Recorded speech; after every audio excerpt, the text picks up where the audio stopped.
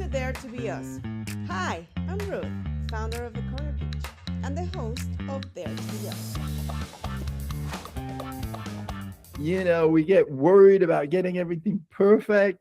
And then something like that happens. It just breaks the tension. It just goes, oh, this is hilarious, right? Oh my This is God. just a comedy of errors, which puts us Yeah. in an even better mood and it relaxes us even more, right? So it's perfect. Yes. It's Okay, well, perfect. I'm sorry. Okay.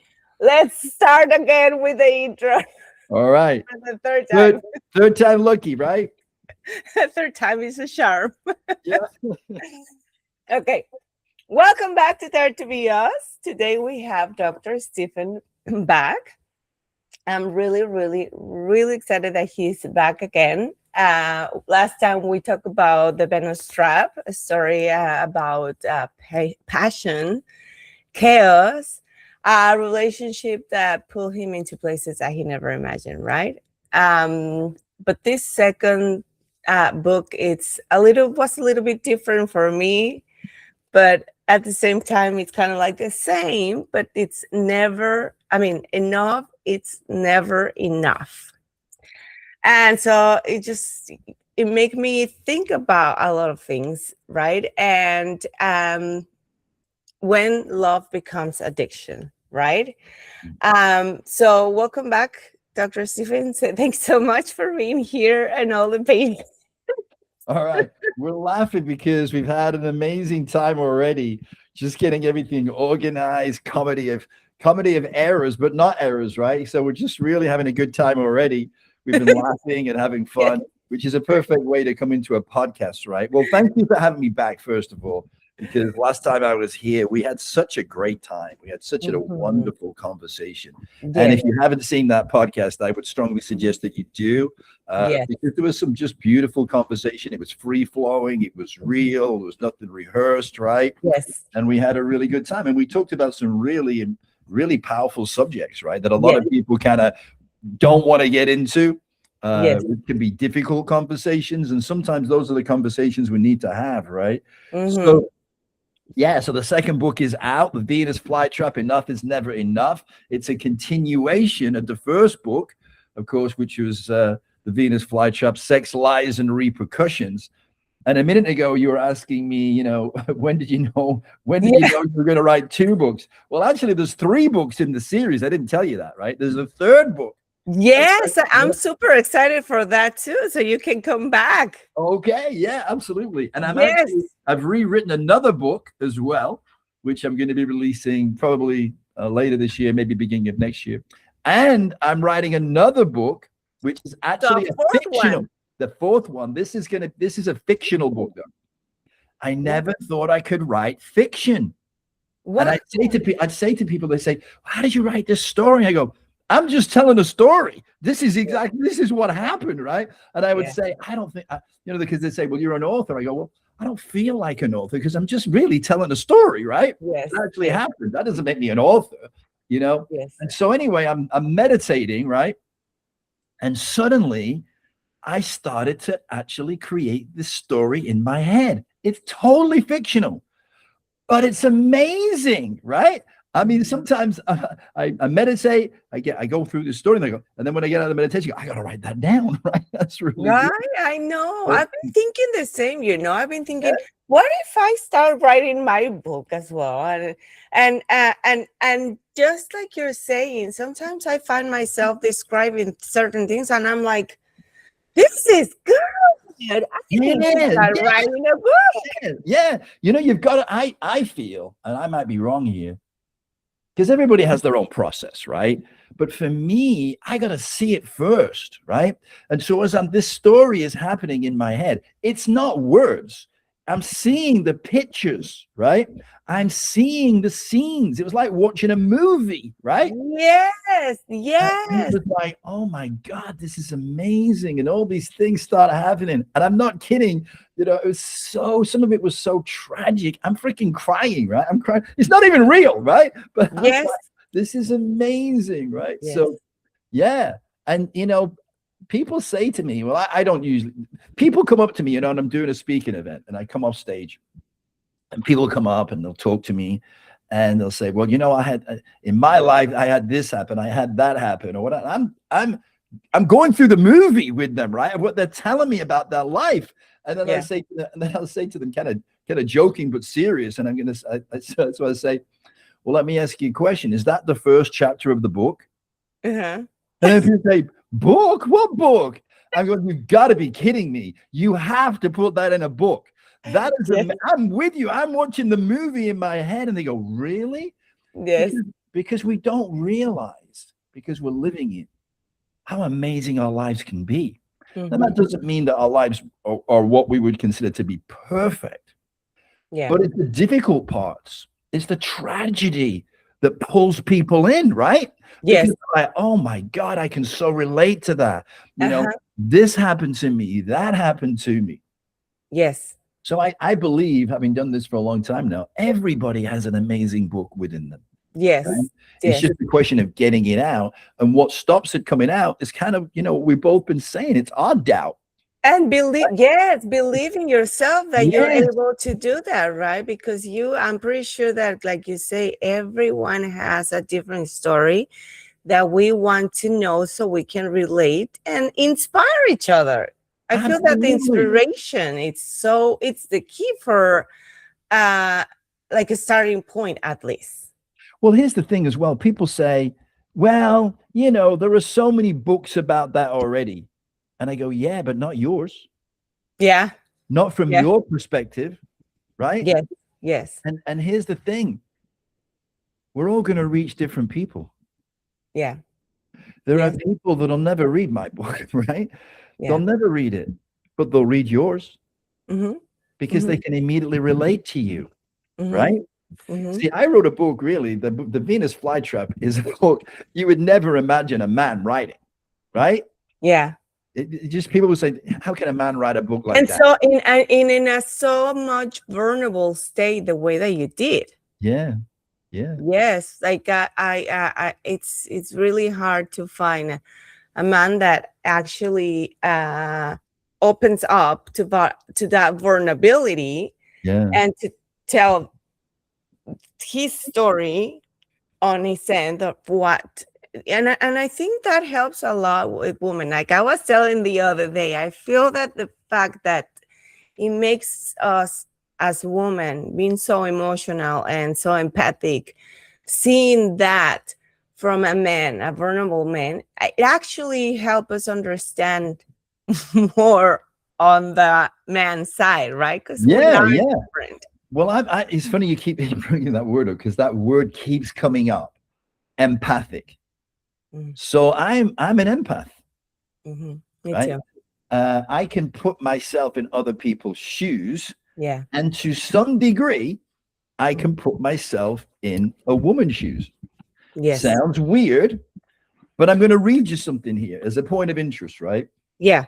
So, real quick story, which has nothing to do with the book, but it doesn't matter, right? Yeah. So, Yeah. No. I used to own a business in Tampa, Florida. It was a sporting goods store, right? So we Okay. sold all the NFL, NBA, Major League Baseball, Uh-huh. and in I think it was 1991 or 92, we had the Super Bowl there, right? Okay.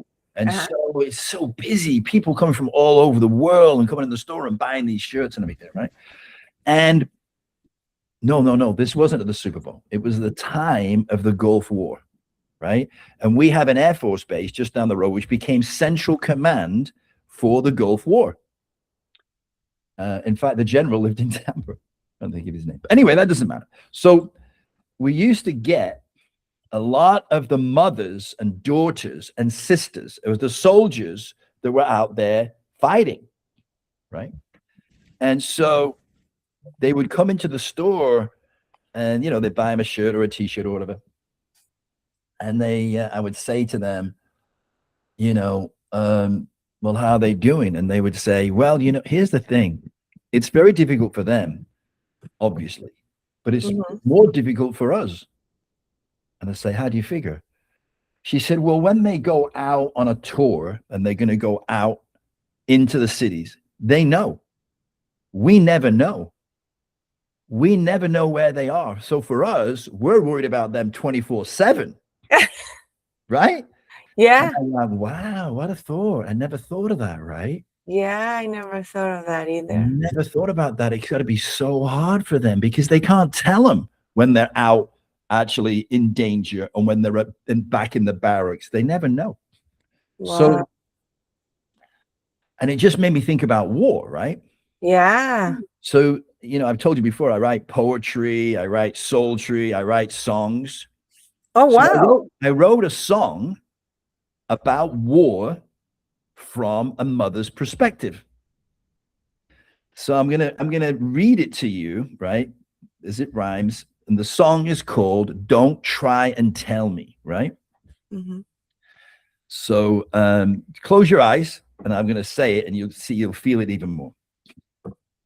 I can see my little boy sitting in his chair, telling me how for him life is so unfair.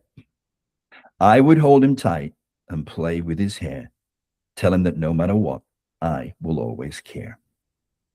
So don't try and tell me that war is all right, that we must fight our enemy because we are right. Hmm. You are not there when I wake up in the night. He told me he won't get killed, but I know that he might. Oh. I told him to walk, but he would always run. He was always so full of fun. He has been my life since his life begun. Oh Lord, please bring back my son. Oh. So don't try and tell me that war is all right, that we must fight our enemy because we are right. You are not there when I wake up in the night. He told me he won't get killed, but I know that he might. So now he's grown up, wants to be a man. He wants to fight for his country, do all that he can. I hope that one day he will understand that his life is worth more than just some land. Hmm. That's amazing. Oh, wow. Oh, just right now, I'm just looking at my baby boy, and it's like, You what? know what I mean? You know what I Yeah, mean? I do know what you mean. Like, I Right? fucking know what it means. Yeah, yeah. But Wow. see, but see See, that's because I'm empathic, right? I mhm. can relate somehow. Now, it can be a gift and it can be a curse, right? Yeah. Oh, yes. Because we are empathic. And, most women, it seems, are empathic, right? I don't know if that's true or not, but it seems that way. They can emotionally connect, right? Where men can't. Men are taught not to feel. Because if you start feeling and you're looking at your enemy and going, but he's just like me, you're going to get shot. You're going to get killed, right? You can't think in emotional terms. You've got to think about this is what I got to do. I got to shoot that person. I've got to see them as the enemy. Mm-hmm. And that transpires now into our world, into our culture, into our everyday lives, Mm-hmm. right? The Democrats are the enemy. The Republicans are the enemy. We got to kill them. We got to beat them. You know Yes. what I mean? Yes. Or the, Those belief systems that they just make you have an opinion of someone that you really don't understand, that you really haven't even been living on their end, that you haven't even relate. How can you relate and be empathic of something that you have a belief system and you're not open yourself up to yeah, actually understand what it is? yeah. And that's one of the reasons I wrote the book, Ruth. Like you said, here's a guy being vulnerable, right? And so part of writing the book was to say to people, listen, vulnerability is not weakness. Vulnerability is a power, right? Mm-hmm. When you use it correctly. Now, I always laugh and say, I don't mean you got to put everything about your past and your history in a book. That's not what I'm saying, right? Mm-hmm. But I did that to make people realize that it's not a weakness, it's a power. Because once you've let out all the things that you at some time might have been ashamed of, Mm-hmm. afraid that other people would find out about, Yes. then you're a prisoner to that. You Yes, can you're a never live a prisoner. full life, right? Now, again, I'm not saying you put it in a book. I'm not saying you tell everybody all your deepest, darkest secrets, but you want to tell the people that you love the most. Why? Mhm. Why? Because, people think that vulnerability is something you find in the bedroom, and it Yes. is. No. No, it's vulnerability is when you can be vulnerable with your partner. Mm-hmm. Now you go, well, if I told my partner, they could use it against me. Yes, they could, 100%. But if they do that, then is that someone you want to spend the rest of your life with? Mm-hmm. And when would you rather find that out? At the beginning or the end? Right? Yeah. Now, I'm not saying tell tell the person on the first date. I'm not saying that either. But at Yeah. some point, when you're getting into a deeper, more meaningful relationship, and you're looking at maybe making a commitment to them for the rest of your life, then you need to tell them that stuff at the beginning Yes. to find out if they're going to be trustworthy with Mm-hmm. those secrets, right? Mm-hmm. Because by being vulnerable, you're putting a tremendous amount of trust in them. Mm-hmm. And it's through trust and vulnerability that we create intimacy. Mm-hmm.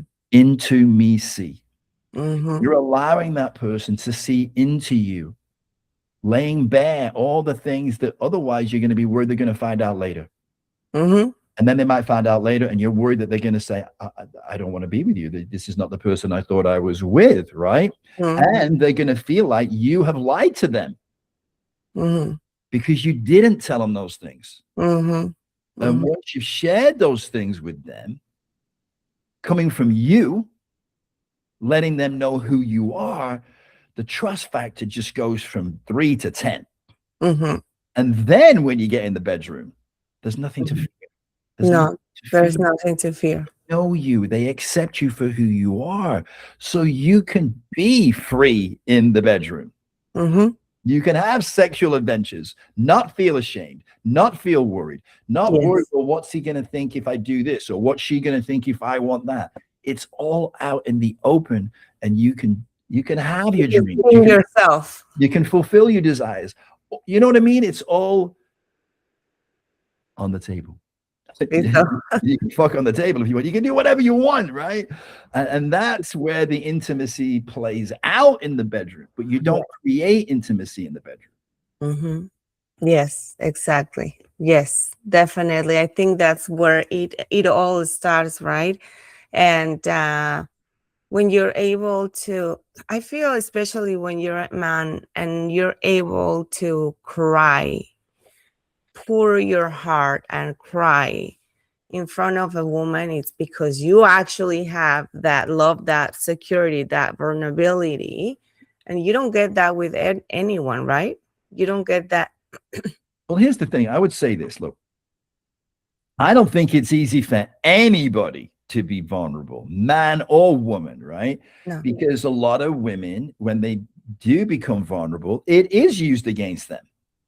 Mm-hmm. Right? It is. But Yes. again, so that doesn't make it easy, does it? Right? And for men to be vulnerable, it's like something they're taught never to be. You got to be strong.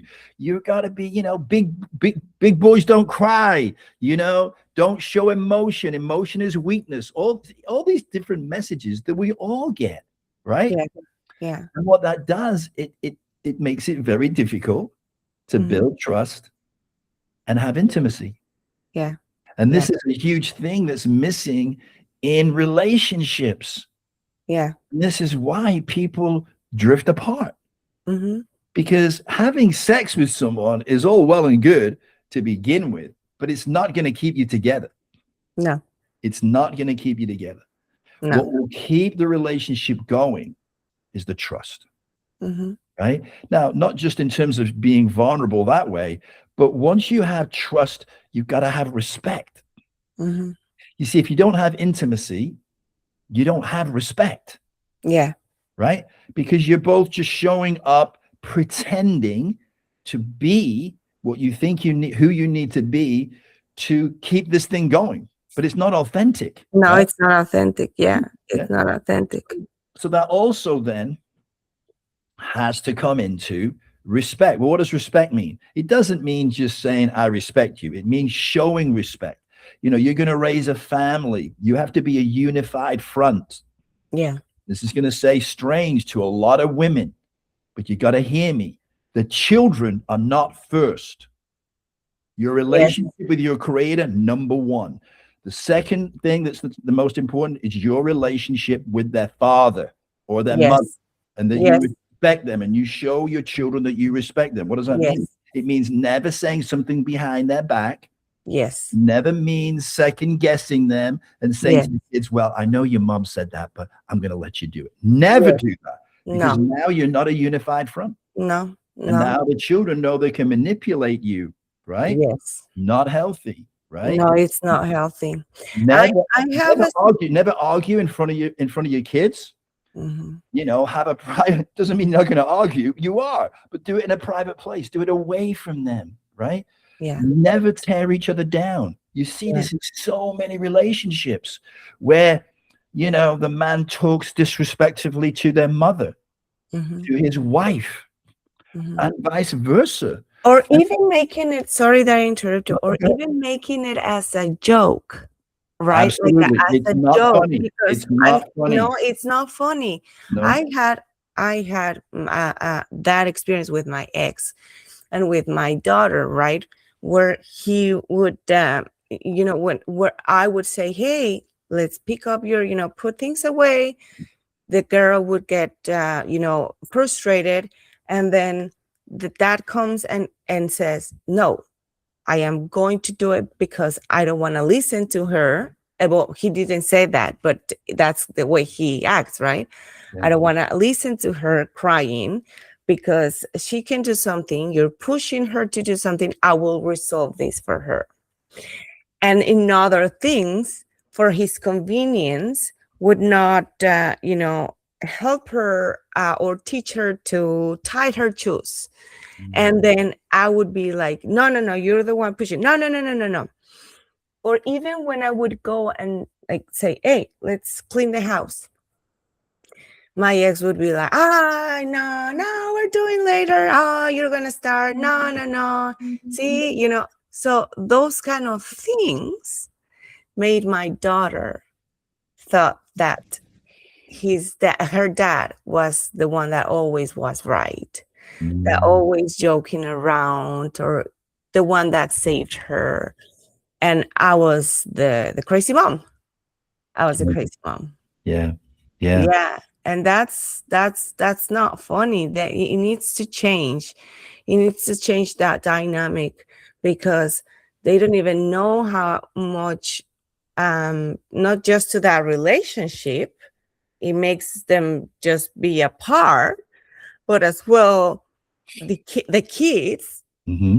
it's so unstable because, for example, my daughter now, she struggles to be independent, Mm, mm, mhm. and I knew that was going to happen. I Yeah. knew that she was not going to be able to have an independent or be brave enough, and right now she struggles. She's doing it amazing, but she's Yeah. struggling, and she has taken Yeah. her to a depression, to PTSD, to a lot of things. Yeah. Yeah. Well, this is the thing, we're role models for them, whether we like it or not. You want to bring up a strong daughter, you got to toughen her up a little bit, right? Which is the father's job. Throw her up in the air, let her bang her head, let her have a little bit of knocked around, so she's building that strength, right? That character. If we do everything for them, we're creating weakness that Yeah. is going to be hard for her later to stand up and be strong, which is one. And the same thing occurs for boys, right? Mhm. Mhm. I believe we need a female and a male figure in our lives. Mhm. One of the challenges is that we're not raised that way. Mhm. You know, uh, there's a balance, right? For Yeah. a man to be cognizant of, yes, you want to be strong for your daughter. Yes, you want her to be able to stand up for herself. That's great. Yes, you want a mother to be nurturing and kind, so that when she really doesn't feel like she can say that to her father, she can go to a mother, and a mother will understand and help her. But a strong mother will also say, yeah, I understand, sweetheart, but you know what? It's true. Your father's right. Do you know what I mean? You Mhm. do need to do X, Y, and Z, right? And it doesn't mean he doesn't love you. It just means that he loves you enough to make sure that you're going to grow up and be a strong woman. So Yeah. I understand that you didn't like it. Too bad. Right? There are going to Yeah. be much worse things you won't like if you don't learn these lessons now. Yes. Right? Yes. So Yes. what would be great is, if you go back to your father, maybe, and just tell him you understand, Mm-hmm. you know? Yes. Yes. Definitely. That would be an amazing, right? In my case, whenever he would say something, even if I don't like it, I would say, "Do as your father says." Yeah. Right? Do Yeah. as your father says, and he's talking to you, and you're gonna do what he's doing. Yeah. Then I would just, would have a conversation with him, Perfect. right? Okay, right? Yeah, but And you know what? just You know what? kidding, You probably wasn't were happening. right. You probably were right, sweetheart. But you know what? You could have come at it a little bit better with her, right? You Yeah. could have made it a better learning experience for her rather than really, really stepping on her feelings and her not getting the lesson, but being resentful towards you, right? Oh yeah, You know what I definitely. mean? So these are the kind of conversations most couples don't have, Ruth, right?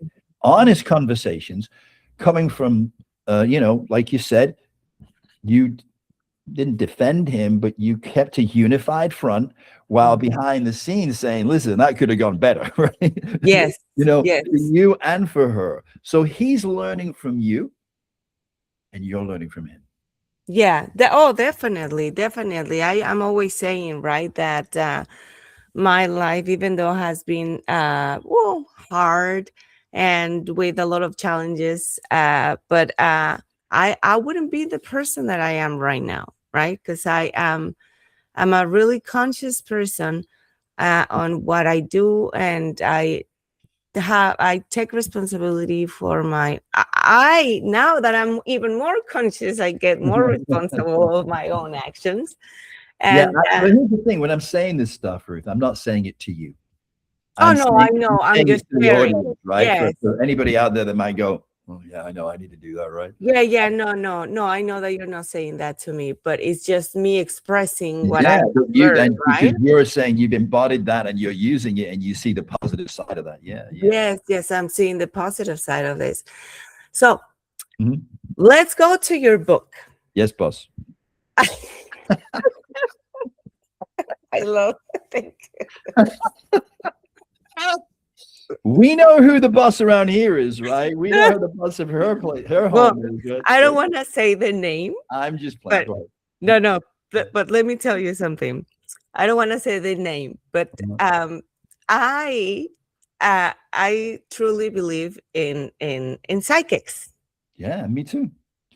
And there is this psychic that talks about a man in my life that says that he doesn't like a woman that is the boss. Ah, And and that he feels that I'm the boss. and it, and since he is a leader or wants to be a leader, it yeah, takes him a lot, yeah. right? So I'm like, okay. Do you know who the best leaders are? hmm The ones that know when to lead and when to follow. hmm You can't always be the leader, right? And there are certain areas of life when the woman needs to be the leader. hmm And there are certain times when the man needs to be the leader. hmm hmm And you gotta figure those out, right? You hmm know, I think we talked about this last time, right? So most women, most of the day, when the husband is at work, are the leader. They have to learn how to lead, right? It would be freaking chaos otherwise, right? But usually when the guy comes home, she's like, I'm done freaking leading. You're going to lead from here now. And if he says, what do you think we should do tonight? The woman's going, shut up. You're leading from here. I don't want to think about where we're going to go. I don't want Like, to be making I'm dinner off every my night. shift. I'm done with my shift, right? From here, it's like, honey, here's what we're doing tonight. I want you to dress up. We're going to go for dinner. Where are we going? Shut up and just get dressed. I'll let you know where we're going for dinner and you'll find Yes. out when we get there, Yeah, right? exactly. And then yes, see, sometimes that my ex-husband would get mad at me because he would be like, "What do you want?" I'm like, I don't know. Like and now I know that I had so many things going on in my And life, and that I didn't want to know what I wanted, right? But at the same time, I am a picky person. yeah. So it's like you already know what I like. Just can we just decide what, just Yeah. pick me and that's it. I don't want to make more decisions. But men don't get that sometimes. They think, well, whatever you want to do, honey, where do you want to go?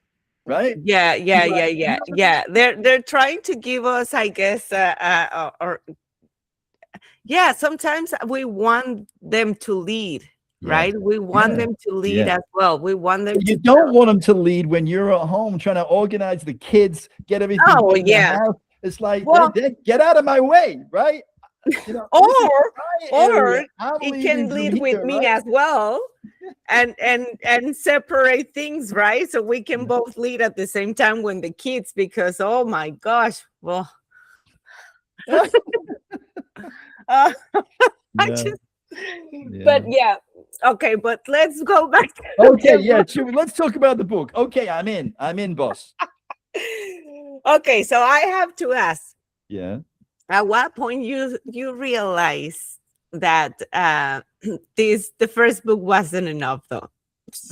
Well, and you and yeah, you have to come back and yeah, because I mean, well, I already knew once I got into the first book that I couldn't just write one book. There's no way I could get it all in one book.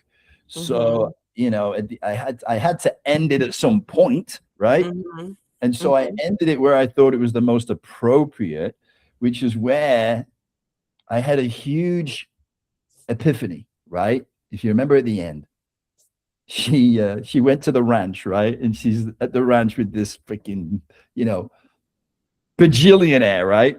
And and all she wanted to do was come and see me or have me come and see her. She didn't care about this guy, right? She wanted me, right? And her running away to this guy was her saying, listen, I can get a guy anytime I want, right? mhm, Don't think that I need you. Don't think mhm, that I'm after you for the money because I can get it anytime. mhm, And it was a huge epiphany for me. Because if you remember at the beginning, all she wanted to do was tear me down. All she wanted to do was get all my stuff and destroy me, right? mhm, And it had changed. And I hadn't realized that. But that happening to me and me realizing, wow, she really does want to be with me, right? She really does want to be with me. Made me cry, right? I'm like, oh my God. Because it made me also realize that I couldn't believe that because I didn't have the self-esteem. mm. I didn't feel good enough, right? I didn't think I was good And, enough. and she being, for what you described, a beautiful woman, a model, and it's like, how is she with me? Exactly. 100%.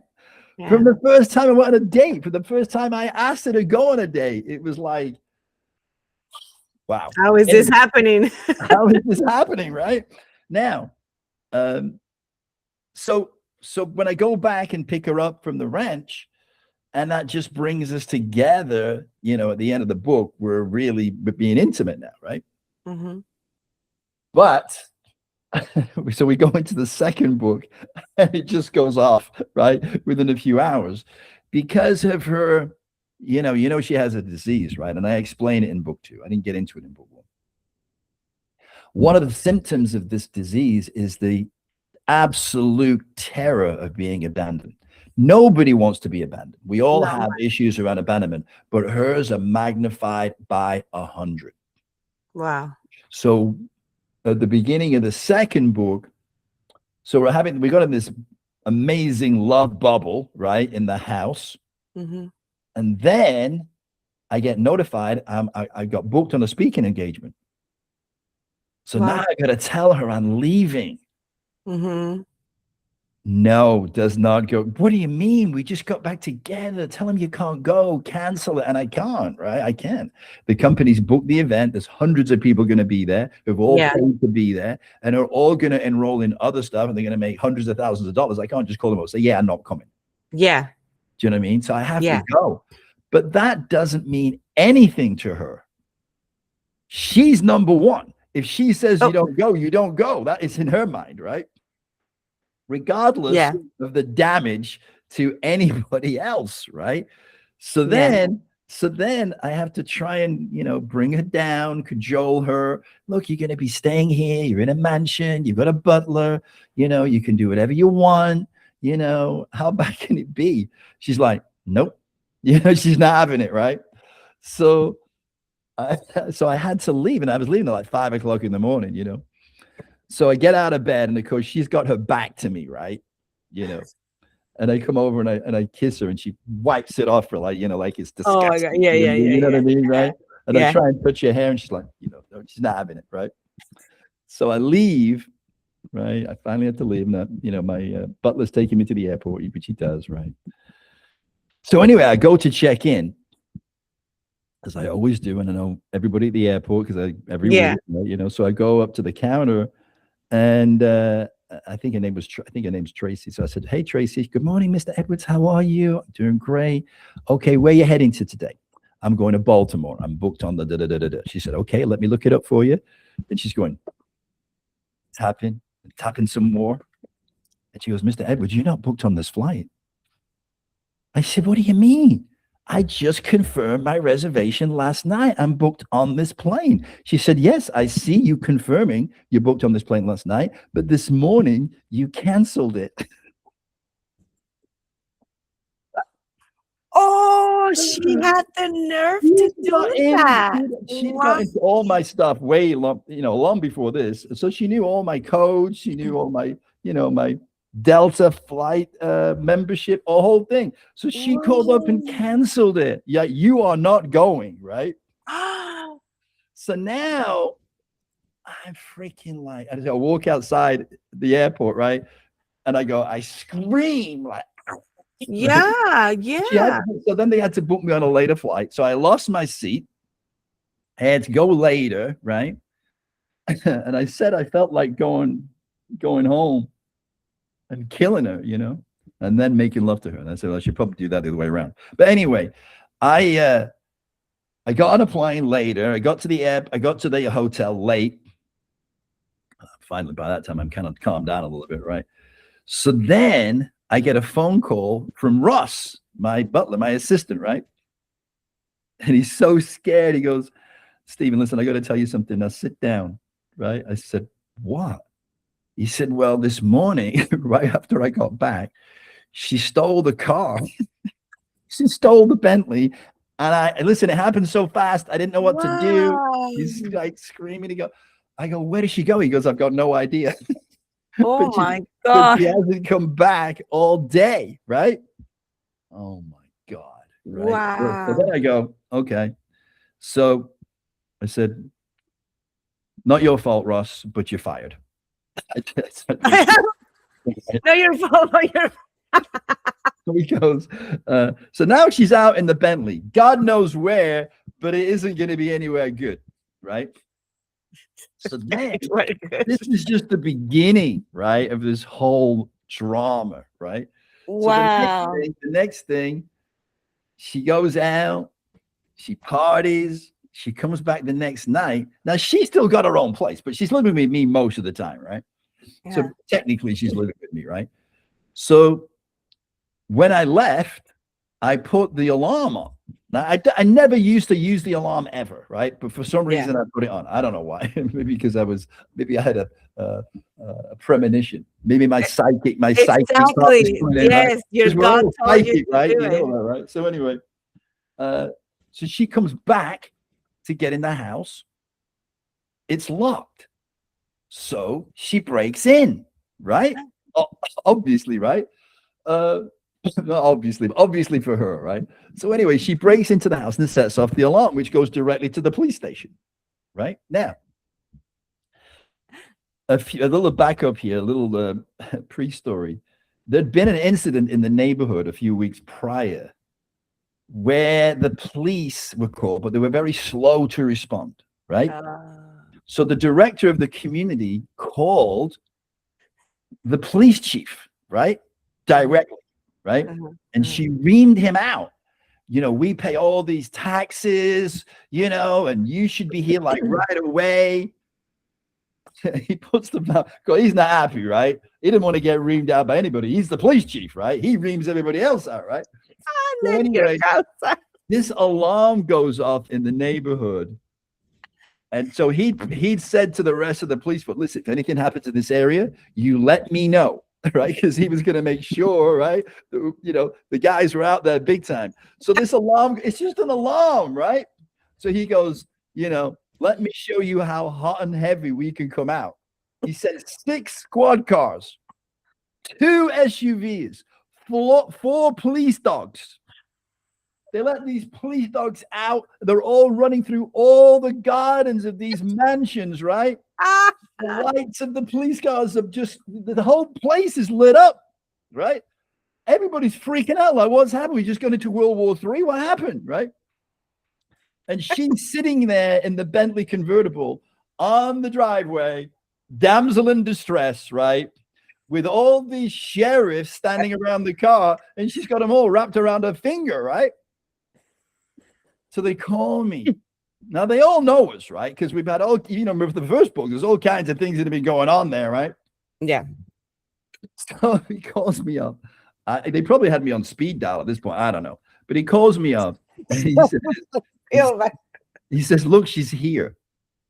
And we're not really sure what to do.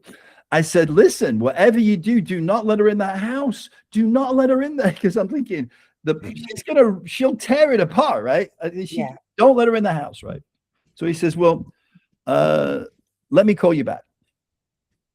So now, about 30 minutes, he calls me back. He said, I just spoke to the police chief, who obviously is not happy about the neighborhood, right?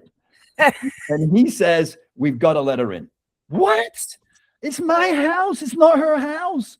He goes, yeah, well, he says, we all know she's living there, right? So we're going to let her in. They let her in the house, Ruth. I'm like, you've got to be fucking kidding me, right? So now I'm 3,000 miles away. Oh. 3 more days before I get back. What the heck? I get back after 3 days, right? And with all your experiences with her. Here's the thing. She's obviously nowhere to be seen, right? So I walk into the house, Ruth, and I look around and I go, it's fine. Everything as it was before I left, right? Uh-huh. I'm thinking, is she turned up? Something's not right. So I go in the kitchen, I put the kettle on, right? Uh-huh. I leave the kitchen. And when I come back, the kettle isn't boiling. So I walk over, I look at the kettle, I flip the switch, it doesn't turn on. So I look behind the kettle, she snipped the wires. Now, what are you thinking? You're thinking, it's probably not the only wire she snipped, right? Yeah. She snipped the wire on every electrical appliance in the house. Wow. In the bedrooms, in the kitchen, upstairs, the TVs, the lamps, all electrical appliances. She's cut the cord to every single one of them. But you wouldn't know until you went to try and use it. See, she's so freaking smart. She's so clever, right? So then I sit down in the living room and I go, yeah, that's not it. I know her. That is not it. When she gets revenge, it's going to be intense, right? Oh, but so then, for whatever reason, you talk about psychic, right? Uh-huh. I think I tell the story in the first book. When I was a kid, when my mom sent me to school in school clothes that were, 10 times too big, right? And I would complain because the kids would just tease me and humiliate me because they were so big. Like I had this parka overcoat. It would drag on the floor. I had to roll up the sleeves so I could see my hands. Uh-huh. Then I had the hood dropped down in front of my face I looked like the Grim Reaper, right? This little coat was floating along the ground. So I was getting teased, humiliated, and the teachers weren't any better. I'd be walking across the schoolyard, and one of the teachers say, Edwards, come here. And you go, what are you wearing? And I go, I'm really not sure, sir. I really don't know, right? But they would also humiliate me, right? So I had to get out of this pain. And the only way to do that was to make money so I could buy my own clothes. Oh, wow. Clothes became very important because Yeah. they'd been a source of humiliation. And I never wanted people to laugh at me because of what I was wearing again. Oh, So wow. I'm now I'm living in a mansion. I'm making, millions of dollars, and I cut out a wardrobe to die for, right? Mm-hmm. So now back to the story. I'm thinking, oh my God, no, please tell me she hasn't been in my wardrobe, in the closet. So I go to the closet and everything is fine. Uh-huh. Everything looks perfect. I go in and I pull the clothes back and she's cut them to pieces. Oh, Again, strategically. So she'd cut the lapel. She would cut wow. the sleeves. The sleeves, there'd be a cut. The shoes, she would cut the back of the shoes and the front of the shoes. So you couldn't even notice until you put them on. Wow. So she actually used your vulnerability towards you Yeah. to punish you. To punish me. Exactly. Wow. Now, here's the thing. You and I talked last time about I have this belief that, Sorry, it's just I'm frozen. yeah, I see that. Yeah. Yeah. Uh, hello. I can hear you okay, but you just, Oh, okay. Well, yeah, you can yeah, talk. yeah, yeah. Yeah, you're just frozen, but I can hear you okay. There's no problem with the volume. So remember I told you I had that belief, and I have that belief that nothing happens to you, but everything Mhm. happens for you. Yes. But there's a caveat to that. You're not going to get that right away. We're human beings, right? Yeah. So I was furious. I was so angry, right? And Yeah. to say, look, I didn't want to hurt her, but I did want to kill her, right? Anyway, so I'm ranting and raving. So I went into victim mode. Yeah. We're all going to feel like a victim at some point, right? Yeah. We're all going to have those moments. The point is, though, that we don't want to stay there, right? We don't want to stay in victimhood because some people do that for their whole lives, right? Yes. So you're not going to always get the silver lining. You're not always going to get the lesson in the immediacy. It can take weeks, months, or even years before you get it. Mhm. But you just have to be committed to it because it will be there, right? Yeah. So I'm angry. I don't know. Maybe it was 24 hours later. It could have been longer. I don't know. And I finally sort of fell down in an armchair and I went, Mhm. okay, okay. So this happened for me, huh? Mhm. Explain that to me. How could this have possibly happened? So I'm talking to myself like a crazy person, right? So, and again, the answer that you get first is probably not going to be the answer, but maybe it's going to bring the tone down a little bit, the energy down a little bit. So the first thing I thought of was, well, I mean, it's only clothes. You can replace clothes. my But brain yeah, goes, but my it's not brain about goes, the exactly clothes. right. My brain goes, bullshit. Those were really nice clothes, right? So that wasn't it. So at some point, I got it. The light went on. Attachment. I was attached to those clothes. Now, there's nothing wrong with having nice clothes, but attachment means it's become part of you and your identity. It's become part of who you think you are. And if those things are taken away, you won't feel whole. You won't feel like yourself. You'll feel like you've been diminished, right? Yeah. And Yeah. so that realization was powerful. So she didn't do those things to me, Mhm. she did it for me. Now, she didn't realize that consciously, right? Yeah. She didn't realize that consciously. And it doesn't make what she did right, but I did come to an understanding about myself and attachment that I wouldn't have had she not done that. So You're not your clothes. I'm not my clothes, right? I'm not my clothes. Nice to have nice clothes, but I'm not my clothes, Yes. right? Even though she wanted to do something to punish you, you get the Yeah. better lesson for you. Yeah. Which is Yeah. also, when as I'm telling that story, I hope people understand that.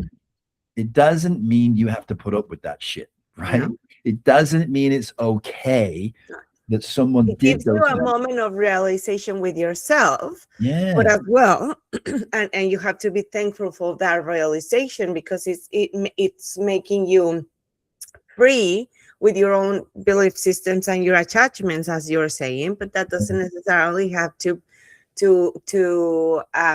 be that you have to stay with that person, or that you have to put up with all this shit. Exactly, right?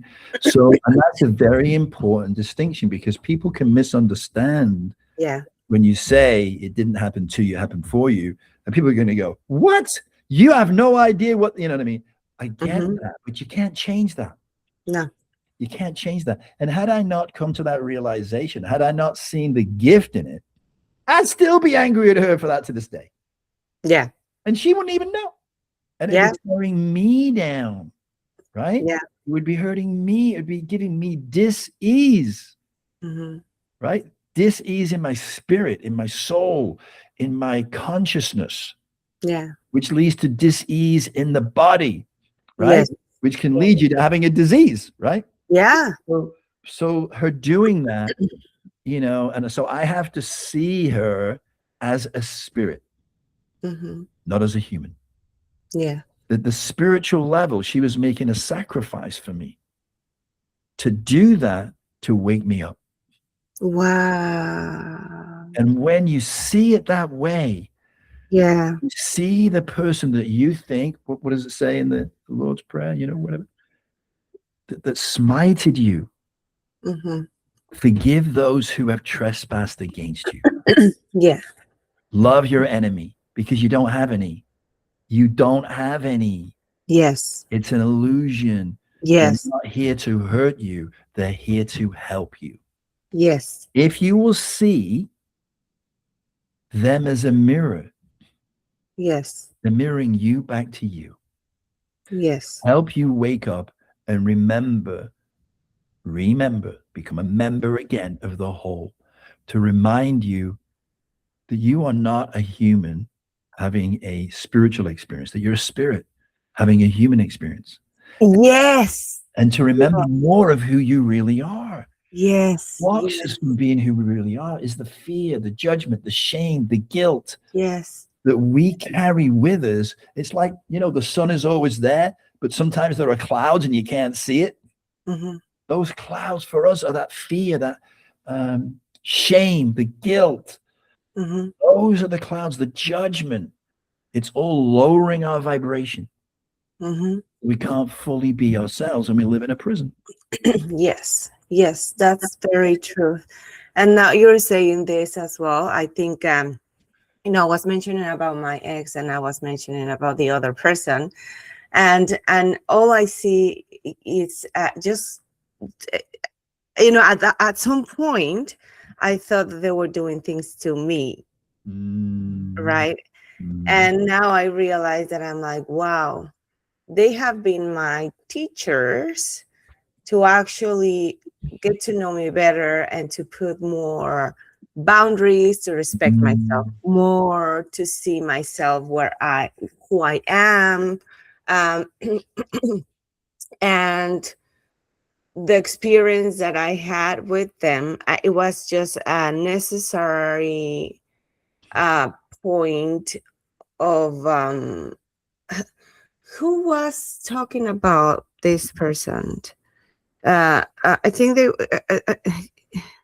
I was yes. Yesterday I was listening and to a podcast of a person that or a woman that her whole life was um, having a lot of problems, like a lot of abuse, um, like intimacy abuse. Because I don't want to say, I don't know if they can block me for that, for saying that, but in an intimate way, like that abuse. And she went through a lot.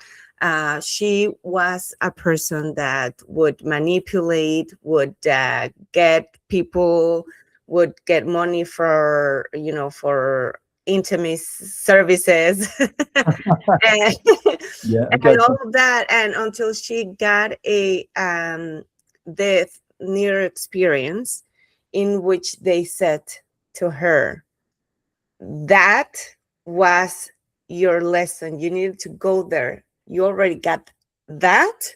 Now you have to use it Yeah. for the good. Yeah. because Yeah. Yeah. your soul Yeah. has come here to do a certain thing that you haven't done. That Yeah. was your first thing. It was important for you to have that experience. Yeah. The So your soul is reminding you, and you're gonna go back because you're gonna do what you are supposed to be doing in this life experience. And I was like, wow, yes, definitely. We all come to have that. The soul comes to have that life experience and to fulfill certain things, but sometimes free will lead us to another circumstance in our life, and it gets to a point that needs to turn so you can actually come and do what you're supposed to be doing.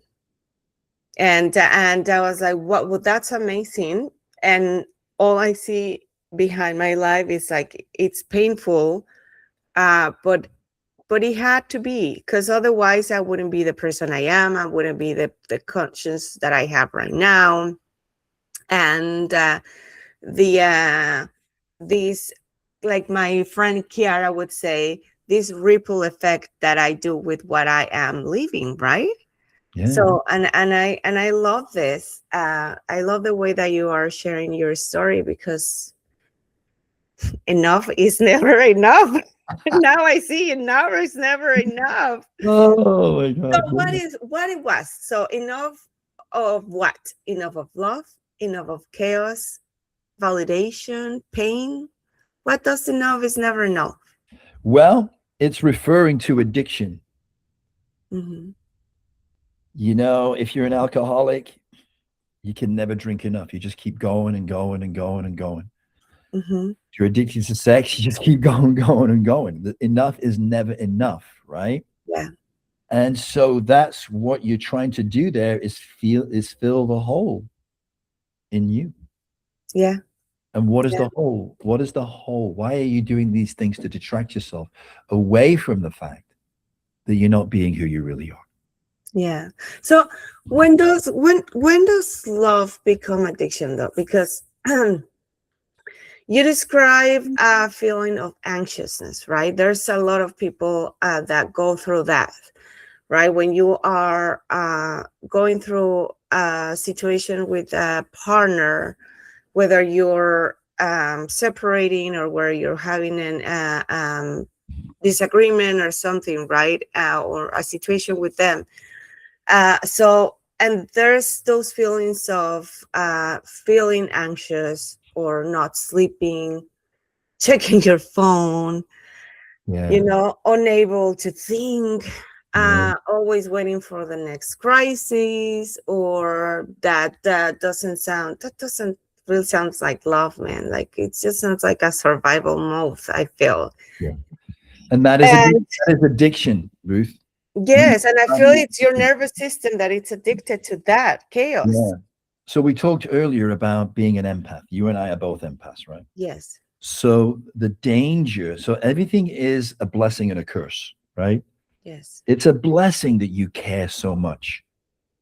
It's a blessing that you can love so much.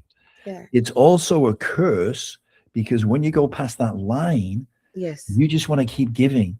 You just Yes. keep giving that love. You just Yes. want to keep understanding everybody. Mm-hmm. Problem is, once you go past that line, you start giving too much. Yes. That's when you start giving yourself away. That's Mm-hmm. when you start not setting boundaries. That's Yes. when you start caring about someone so much you don't care about yourself anymore. Yeah. It's okay that I haven't had sleep in 4 days. It doesn't matter that I haven't eaten. It doesn't matter that I haven't gone to the gym or done all these things that are important to me. What's important is I care for them. And it isn't true. No. It's like anybody can justify any addiction, right? I'm Mm-hmm. only going to take it one more time, right? Mm-hmm. You Hey, you mentioned that Thomas was an addiction. she was my heroine, right? Yeah. She was my heroine, right? Now I would try and set boundaries with her, but she knew. she would ask for forgiveness, but she didn't mean it. I'll never do that again. I can't even count how many times she said that. But you know what would happen is Mhm. within I'm not kidding, within 2 minutes, She Stephen, would I'm be doing the same. sorry, I don't know what got into me, that'll never happen again. And then within 2 minutes, listen for the switch. But you did this or you did that. You can't do that. Now it's my fault. Within 2 minutes, she Mhm. flipped it back onto me. And I was just like, whatever, right? You know what I mean? Mhm. I am never Wha going to and win. sorry, But and was it that, or was it that, or was it because I know that she was again being an empathic person, right? Um, or was it that she maybe didn't know how to be conscious with her own feelings and didn't know how to take responsibility, but she wanted to have uh, a sense of being acknowledged, maybe? okay, so there's a lot wrapped up in that, right? So did she know how to take responsibility? Yeah, because she just kind of did, right? I'm Mm. so sorry. I don't know that happened. I should never have done that. So, So but she that's not knows, taking well, responsibility, she's really. saying it, but she knows what it is, right? She knows what it is. But then flipping it and turning it back onto me means that she just can't take responsibility because it just weakens her in her mind. It diminishes her, and she can't let that happen because she already feels worthless, right? Mm, So to take that is just going to compound it and be too hurtful for her. I get it, right? mhm, At the same time, unless someone apologizes and is sincere, what do you know is going to happen?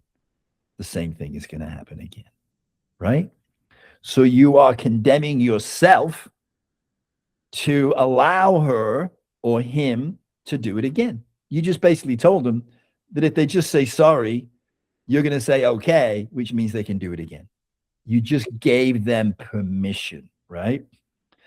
So you have to set a, a right, solid boundary, not just a boundary, a solid boundary, and mean it, right?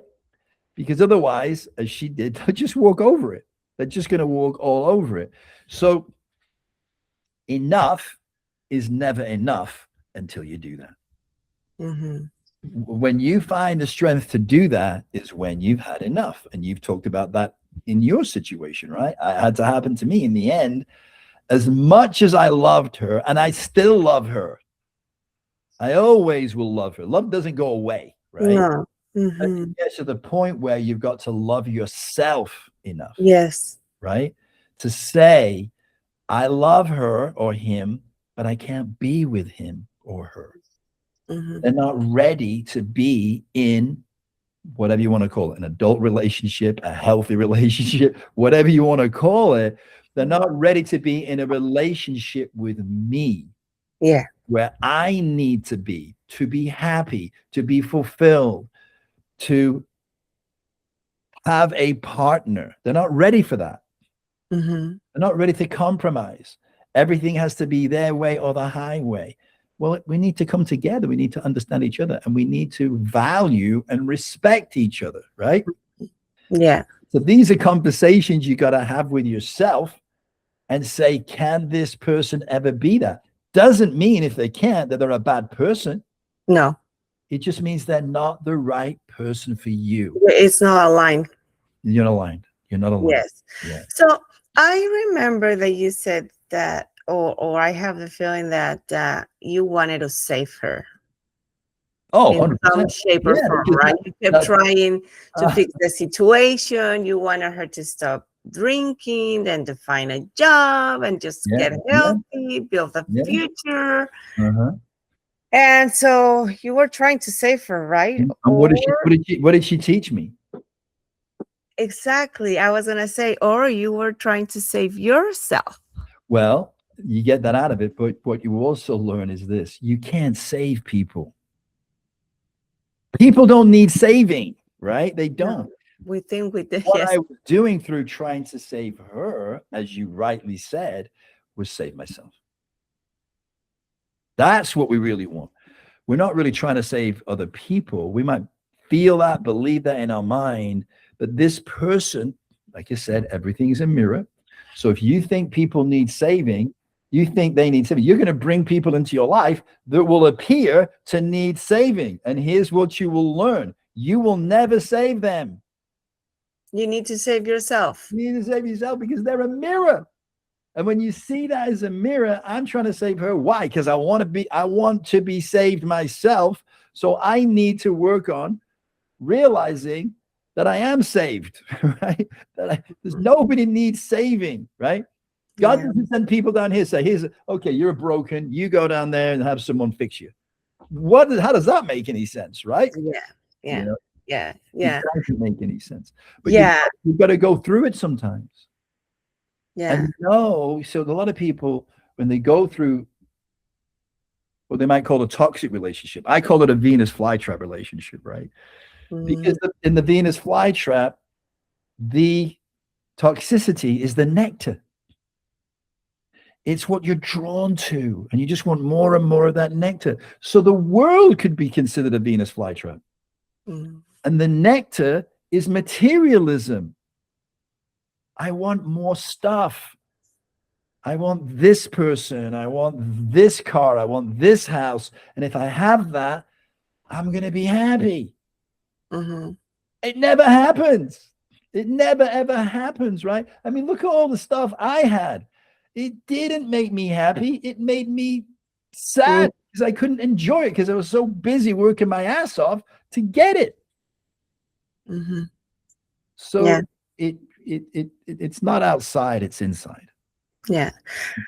You mentioned something really important. I was talking to, she's going to be one of a guest that it would be interesting to have you guys together talking, as she's a sexologist.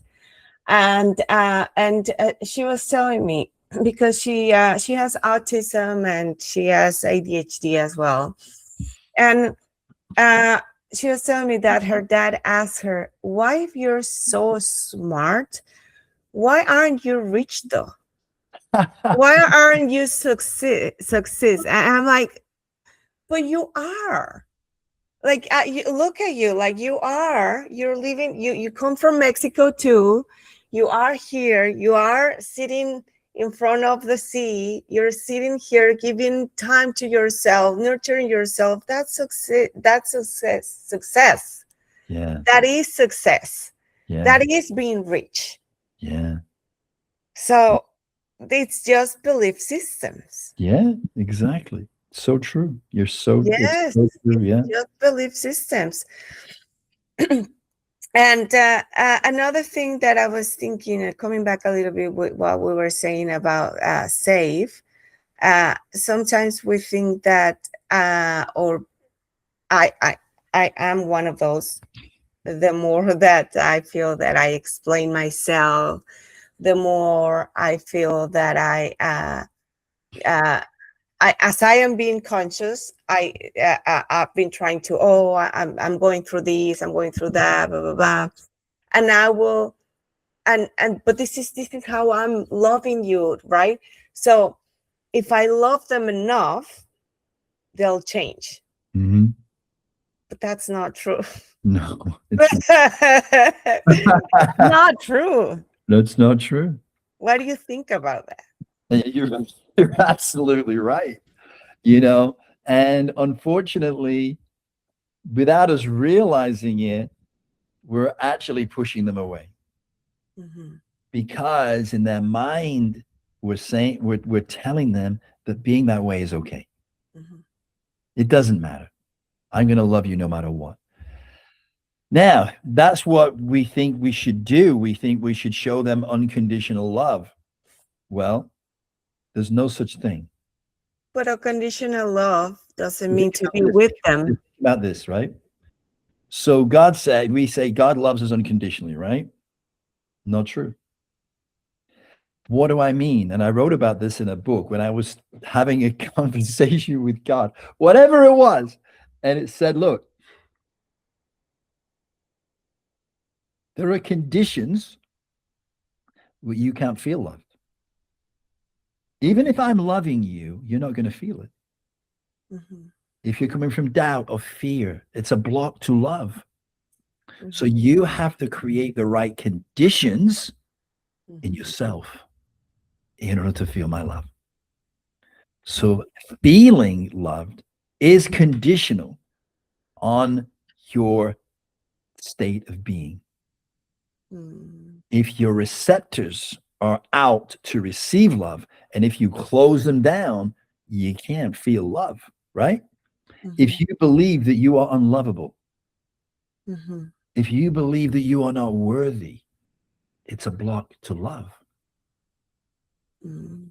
So the conditions for you to feel loved are the conditions that you create within yourself. So let me get a little heavy here, but let me tell you a quick story here that's going to make you laugh, right? Mm-hmm. Beautiful story. And it's from a book, right? Actually, I got a couple of them, right? But I'm going to Yeah. talk about the first one, right? Mm-hmm. So the first one is, so now she's gone from wanting to take everything from me by, getting me in jail and trying to say that I've abused her and all these different things. That's not working, right? It's not going to work, right? So she decides, now again, I am making a supposition here based on my self-worth and what I believed was going on, right? So then she wants to marry me, Mm-hmm. right? So now it's all about getting married. Mm-hmm. Now, my belief is she doesn't want to marry me. She wants to marry me and then leave me, get a divorce, and then get all my stuff, right? Mm-hmm. So I'm like, the other thing is that if she marries me and gets what she thinks she wants, realizes that it's not what she wants, then she's going to leave me anyway. So the only way to keep this going is to not marry her. Right? It's just not under any circumstances. I cannot marry her. Sorry to interrupt you. Why? Uh, it's because in my mind sometimes it just doesn't make any sense. Why didn't you say? Why didn't you share this with her? Because when I, I don't know. It's like if I would be in that. I know that the situation is different, but if I would have been in that sense, which I have with this person, it's like, why don't you tell me those thoughts? Because you're assuming, and if you're sharing this, I can clarify those for you because this is not what I want. This is what I want. Okay, so two things. First of all, love is not reasonable. You cannot reason with love, right? Mm-hmm. Second, her disease made her unreasonable, right? Mm-hmm. So if I'd have said that to her, she would have just flipped it. She would have just deflected it. I was never going to get the truth out of her. I had to figure the truth out for myself, right? Yes. Now, Okay. Yes, yes, that's good. Sorry. Yes. no, it's okay. It's a great question. It's a good question. It's on your mind. Right? So now I didn't not want to be with her. I still wanted to be with her. It was because I wanted to be with her that I didn't marry her, because I knew that if I married her, I wanted nothing more than to marry this chick, right? I loved her. I wanted to spend the rest of my life with her, but I knew it would come to a dead end if I did marry her. The tension, the excitement, the adventure, which was all those things that were keeping it together would go out the window. Mm-hmm. And we start Mm-hmm. taking each other for granted, right? Yeah. So anyway, so every time we got together, like, but by this time, by the way, after the incident that I told you at the beginning of the Mm-hmm. second book, she got thrown out of the community. They banned her from the community. I'm not joking, right? She couldn't come in the community. If she'd come into the community, we're going to call the police, right? Because she'd caused so many problems, right? I mean, this is how insane. So now I was putting her up in hotels, right? Then I got Mm-hmm. to put her up in a hotel. I still couldn't let go. It was costing me a fortune for her to stay in, and I couldn't put her in a seedy hotel, right? I had to put her up in a nice hotel. So it's costing me a fortune. So the next thing, then she decides she wants to she wants to live in Miami. So now I'm moving to Miami and I'm paying for an apartment for her in Miami, right? Wow. So anyway, but we would get together at the house, at the mansion, right? Before all this happened. And we'd spend 3 days together having sex, doing the sex room thing. And then at the end, when it was time for her to leave, she started pushing for getting married, right? You know, kind of like, well, he got what he wanted. Now it's time for me to get what I want, right?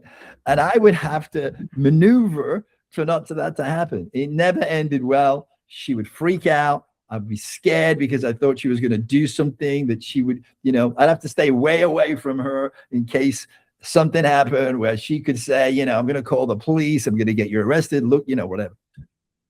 So that was stressful. Oh, yeah. Right.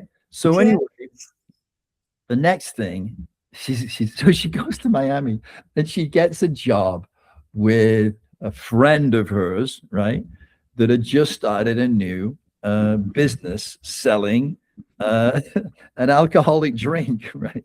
She's an alcoholic, and then she's going to be going in Miami with other girls, going to bars and nightclubs promoting this drink, right? I'm Oh thinking, my God. the perfect job for her, right? So anyway, then she says, now, you know, Stephen, look, you know, I'm going to all these nightclubs and all these bars and all these men are hitting on me. I need a ring, right? I need an engagement ring so they'll leave me alone. Now, I already know, right? That is not going to help in any way, shape, or form. Guys do not care. They're going to hit on you anyway, right?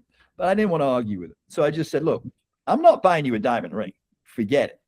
But I will buy you a nice ring that no one will know the difference, right? And she goes, okay. So now we set about buying her a fake diamond ring. I had no idea how freaking expensive these things can be, right? I mean, she's not going to wear like a, you know, a 1 carat or 2 carat ring. Not happening, right? She wants, you know, a monster, right? So anyway, I get her this ring, right? And she gets it sized, and they had to send it to her. And she's in Miami, and she said, listen, they're going to have the launch party for this drink, and I want you to be there so you get to meet everybody. Okay. So she gets this ring on Friday, and the launch party is on Monday. So I drive to Miami. We hang out for the weekend. She's wearing a ring. She's loving a ring, you know. And then we go to the launch party on Monday night, and it's at this restaurant. Really nice restaurant, fabulous bar, beautiful place. And we get there, and then we walk in, and everybody shouts, congratulations. Oh, no, she didn't. Yes, she did. It was our engagement party.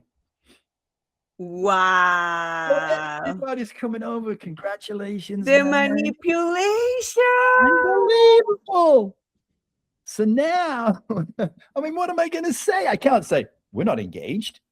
I can't. I'm in a straitjacket, right? And people are coming up, you know, and obviously, you know, the women come up and go, oh, Stephen, that's a beautiful ring.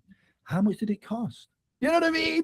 You know, and she's there and she's going, well, listen, nothing is too much for Stephen because he's got me. Right, Stephen? I go, oh my God, right. So the next thing, the pressure, right? The next thing, right? You know, one of her girlfriends comes over and says, "Oh, Stephen, I've been hearing about the sex room in the middle of a freaking bar with all these people around us, right?" I'm like, and you go, "Well, you did put it in a book, yeah, but that was different. I've never told anybody anything about this stuff, right? I mean, that was being vulnerable." Nobody I know would have ever had any idea that I had a sex room. I'm from England. We're very conservative. We don't talk. And now she's talking about this in the middle of a freaking bar, right? And then she's saying, you know, she's saying stuff like, well, I'd love to see it. Would you show me around, right? And Tamaz is loving it, right? She's loving it because She doesn't care, right? She doesn't care about that stuff. She's been trying to get me to sleep with other women with her for months, right? And I'm not having it, right? So anyway, so then the next thing, other people can start to hear this conversation and they come around and they're all listening, right? Oh, you've got a sex room? That's amazing. I wish my husband would get a sex, like this is all going on, right? And I'm like, squirming and Tamaz is loving it, right? Oh my At one God. point, a guy comes around because there's such a crowd, right? One guy comes over and goes, what are you talking about? Yeah. And she goes, we're talking about his sex room. Oh. Oh my God. So she's a piece of work, right? She's a piece of work. So listen to this one real quick. So I just told you that she wanted me to sleep with her and other women, right? And she was on about it all the time. And I just said, it just doesn't do anything for me. It's not interested. I'm like, why would I want another woman in the room when I got you? First of all, you're enough on your own.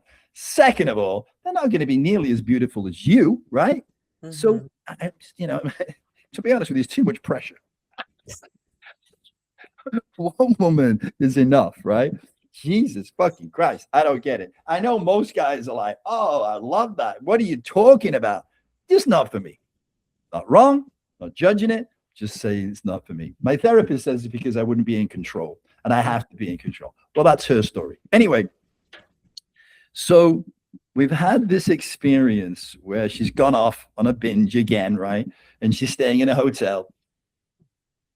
And again, when she comes back, I'm so sorry. We didn't do anything. We were just hanging out together for the weekend, right? She was at that place for 3 days. They didn't sleep and they're doing amphetamines. Anyway, the bottom line is she comes back and she stops. Nothing happened and blah, blah. And then she says, well, you see, it's your fault because you keep going away and leaving me alone. And I have to get out of the hotel sometime. You know what I mean? Again, right? It's my fault. So I have to take responsibility for this. So I say, okay. And she said, when you come back, you never take me out. You never take me anywhere. Okay.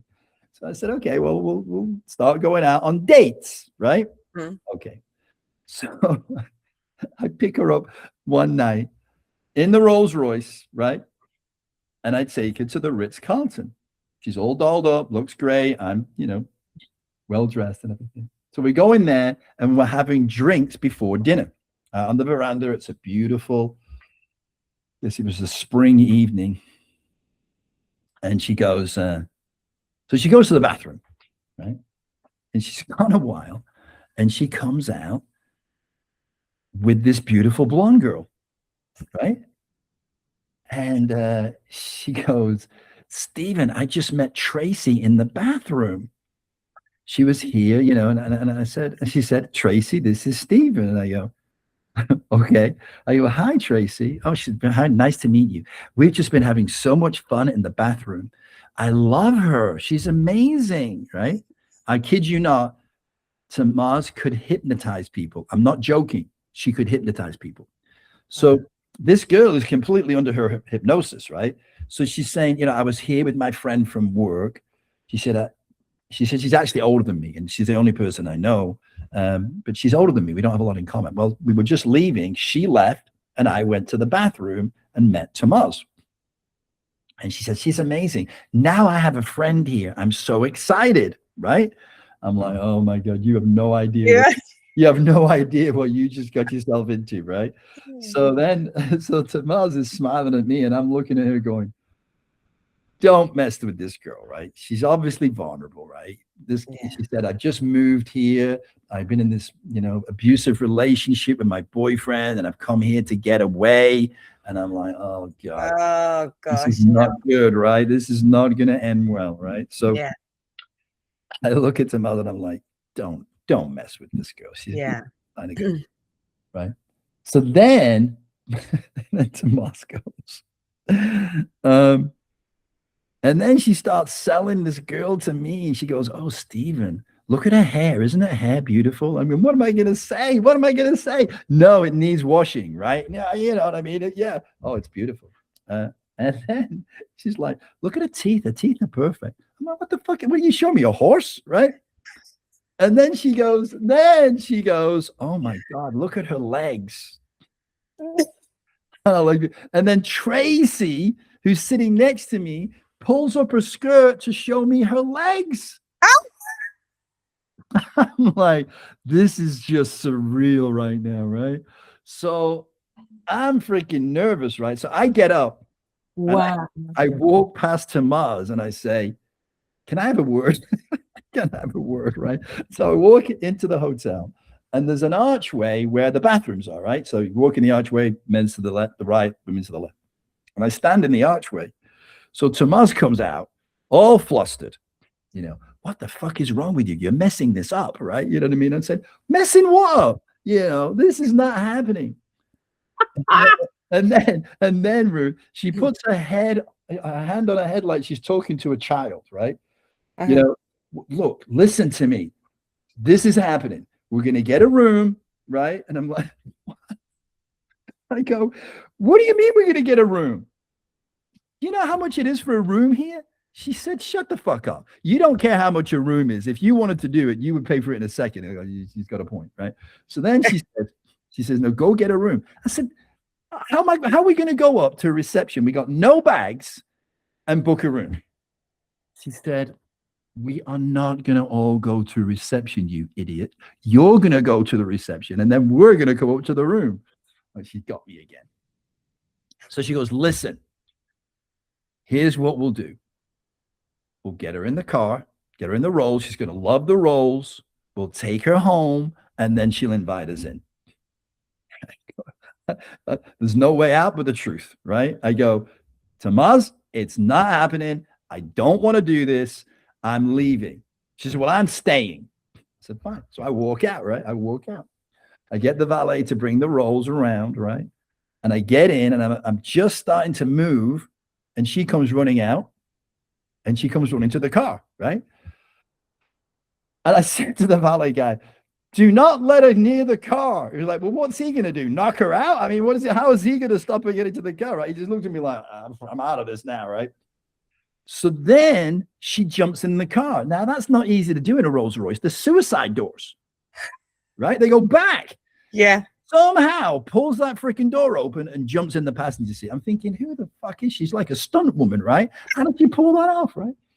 So now we pull out of the Ritz-Carlton and we're going home and she's just going off, right? What the fuck is wrong with you? We were going to fuck you, like fuck your brains out. She hasn't had sex in God knows how long. She was, the things we were going to do to you, you'd be in heaven, right? And I'm going, It's like, it's not about that. Like, no. right. So then, now, I don't know if you remember reading this, but probably weeks earlier, we've been in Vegas and she'd been so out of control. I just ended up leaving there, right? You remember, right? So now we're driving down the road towards her hotel, right?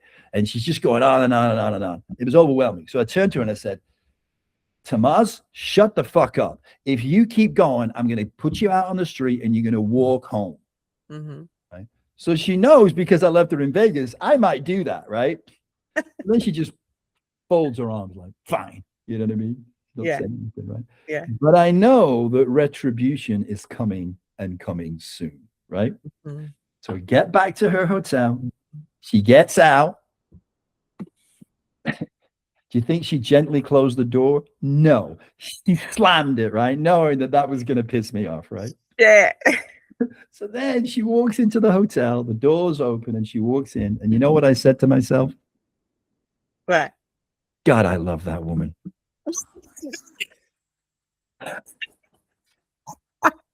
There's no hope for me, Ruth. There's no hope for me, right? So then I got to think of somewhere to go now. So I screech off, right? Dramatic, right? I don't know where I'm going, but I'm going that fast, wherever it is, right? So then I think to myself, oh my God, my old girlfriend lives near here, right? I'll go over and hang out with her. Someone who knows nothing about this madness, and we'll just hang out, which we did from time to time, right? We went out, we had a relationship. It's great. This is going to sound funny.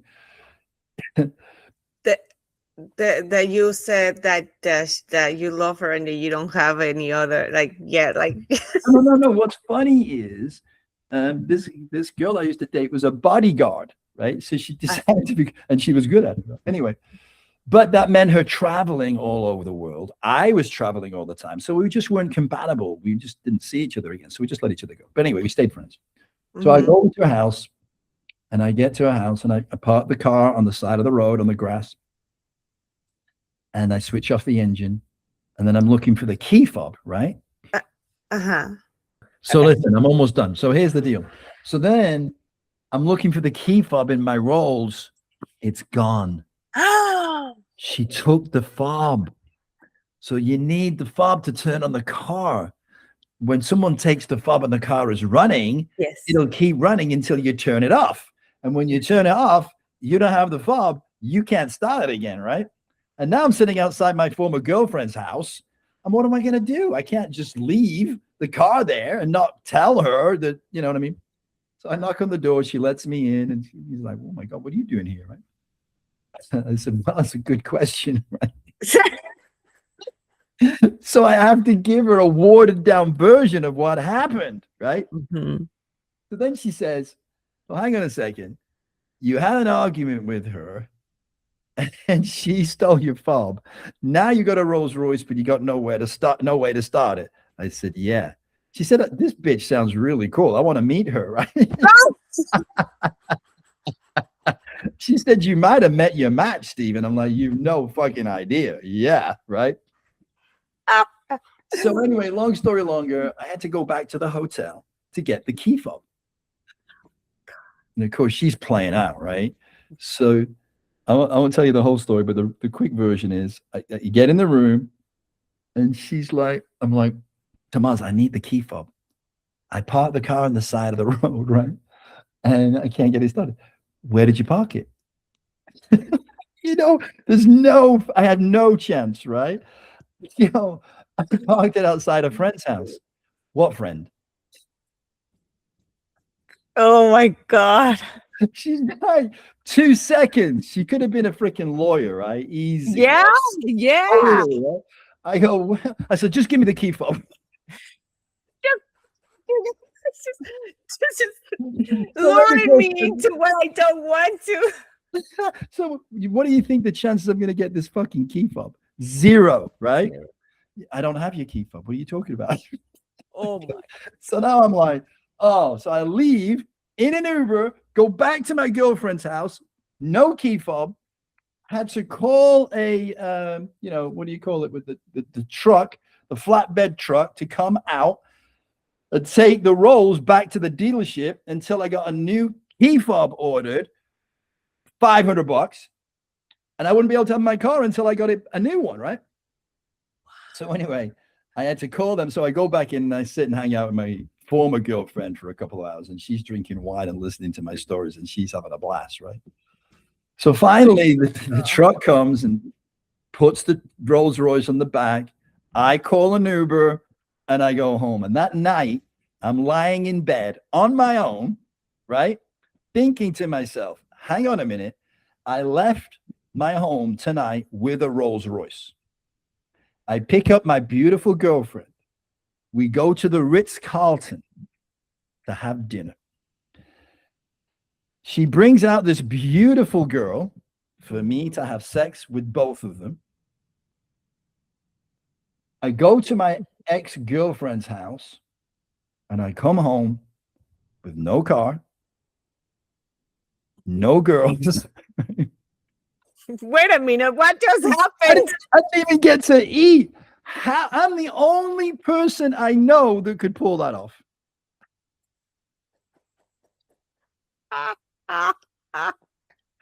Well, you've God, met your match. I found myself in those kind of situations. Not exactly like that, but yes, it's like, what just happened? How did that happen? Right? How the fuck did that happen? Right? Oh, and I created it all. So there you go. So that it did she even take accountability, right? Because this is where I think we can have the conversation of her if she ever had accountability, which I don't think she did. Yeah, let me tell you what she said. Right? So she goes, I told Tracy that you were under a lot of stress and we'd have to do it another time. I said she could come to the house and we could do it there. And now, if I don't say anything, in her mind, that is giving her permission, right? Mm-hmm. So Tracy would come over out of the blue, ring the bell. Tomas would answer and bring her in and say, "Oh, Stephen, look who's here," right? I told her we would do this later, right? And she's come over tonight. What would I be able to say?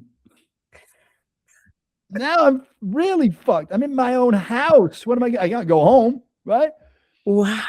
That's what she would have done. So take accountability. No, she would just come at it a different way, right? Yeah. But I had to start thinking 3 steps ahead. Yeah. Right? I had to start to really be careful what I said, right? And how it could and would be used against me later on down the road. Yes. So I know that there's people that there's going to be listening to the podcast, and right now to say with what just happened with that example, I think that's the better example of seeing accountability, not just on the person that you are dealing with, but with with your right. So if someone is listening and it just keeps, thinking to themselves and say, okay, fuck, I feel that I've been in that moment where I just keep attracting toxic people, right? So what responsibility actually belongs to us, even when someone else's even if someone else's behavior is destructive for us? Yeah. So what percentage is our fault? Oh yeah, what responsibility belong to us? Yeah, 100% your own responsibility. 100%. In what way? Well, because you're allowing it, Mm-hmm. right? That you haven't set clear boundaries, and they just keep doing it. Fool me once, shame on you. Fool me twice, shame on me. Fool me 10 times, put me in a fucking asylum. Yeah. Right? I think I'm gonna have to go to an asylum right now. Well, I'm joking. You know what I mean? But what we've got to do is take accountability and responsibility.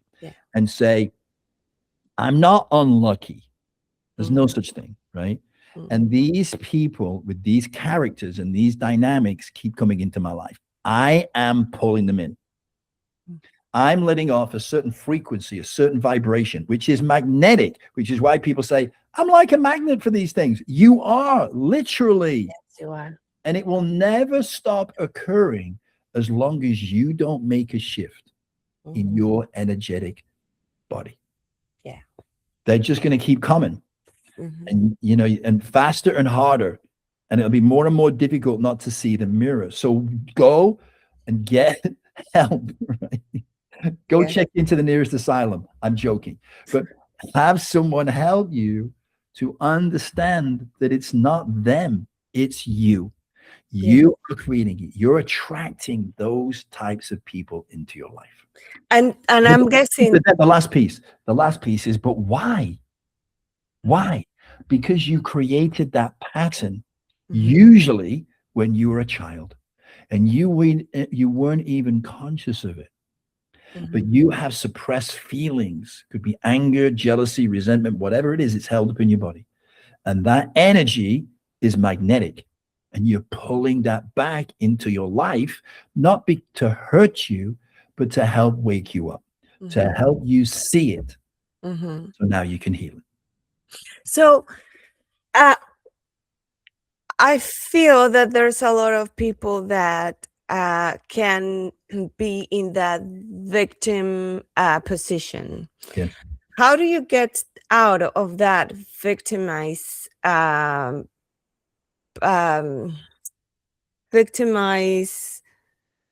character, I guess? Yeah. Okay. That you put yourself into. How do you get out of it? Well, that's why that question or that belief is so powerful.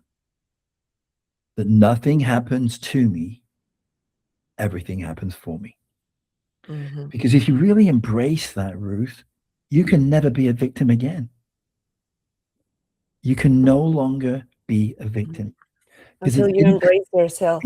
because it didn't happen to you. It happened for you.